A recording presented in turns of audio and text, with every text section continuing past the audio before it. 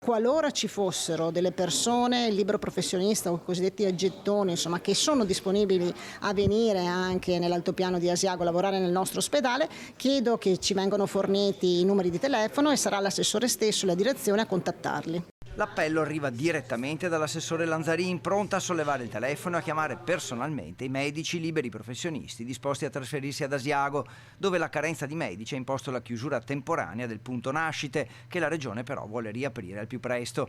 Il resto della struttura, dopo le difficoltà dell'emergenza Covid, è di nuovo pienamente operativa, a pieno titolo tra i 68 ospedali del Veneto e con una nuova struttura pagata e pronta al 98%, in fase di collaudo e quindi di apertura. L'ospedale funziona a pieno, funzionano i reparti di medicina, di emergenza urgenza, di ortopedia, di chirurgia. Il punto nascita è momentaneamente sospeso. Tornando al punto nascite, la regione vuole riaprirlo appena troverà il personale, nonostante i parti siano meno di 500 all'anno, numero minimo previsto. Dal 1 gennaio sono stati solo 30. Ad Asiago mancano 3 ginecologi e poi i pediatri e anestesisti. Appena trovati si riapre in sicurezza. L'azienda sanitaria USL Pedemontana sta facendo tutti gli sforzi possibili per recuperare personale, con i prossimi 2 concorsi di azienda zero, ginecologi a metà di settembre e pediatria a metà di ottobre. Ad Asiago non si partorisce, ma le future mamme dell'altopiano sono seguite per tutta la gravidanza. Per questo tipo di assistenza il personale sanitario c'è,